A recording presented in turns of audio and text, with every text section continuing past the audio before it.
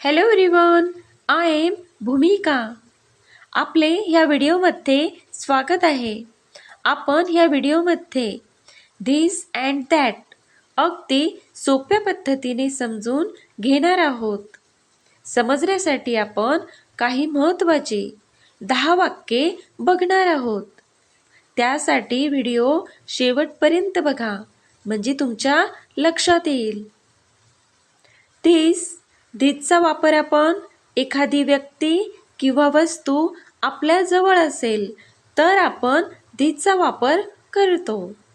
दॅटचा वापर एखादी व्यक्ती किंवा वस्तू आपल्यापासून लांब दूर असेल किंवा थोड्या अंतरावर असेल तर आपण दॅटचा वापर करतो.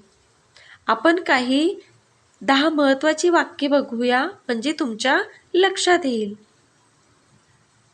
This is my book. This is my book. हे माझे पुस्तक आहे. हे माझे पुस्तक आहे. पुस्तक हातात आहे, जवळ आहे, म्हणून आपण थिसचा वापर केला आहे. That is my bag. That is my bag. ती माझी बॅग आहे. ती माझी बॅग आहे. बॅग दूर आहे, टेबलावर आहे, म्हणून आपण दॅटचा वापर केला आहे. This is my pencil.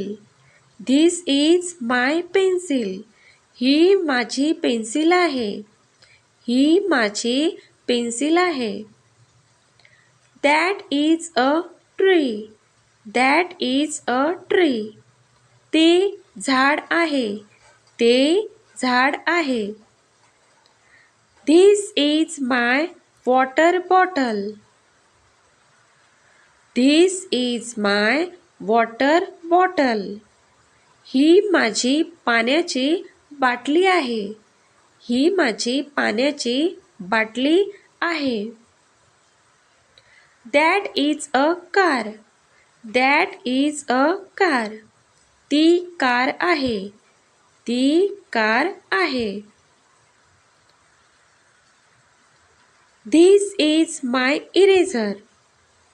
This is my eraser. हा माझा खोडरबर आहे. खोडरबर जवळ हातात आहे, म्हणून आपण थिसचा वापर केला आहे. That is bird.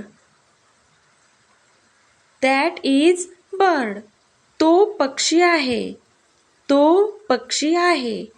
पक्षी दूर लांब झाडावर आहे, म्हणून आपण दॅटचा वापर केला आहे. This is my lunch box. This is my lunch box. हा माझा जेवणाचा डबा आहे. हा माझा जेवणाचा डबा आहे. That is house. That is house. याचा मराठीत अर्थ काय होणार हे तुम्ही मला कॉमेंट करून सांगा. धिस दॅट समजले असेल तर लाईक करा, शेअर करा. ज्यांनी सबस्क्राईब केले नसेल त्यांनी सबस्क्राईब करा. सबस्क्राईब केल्याने असेच व्हिडिओज तुमच्यापर्यंत पोहोचतील. तोपर्यंत टेक केअर.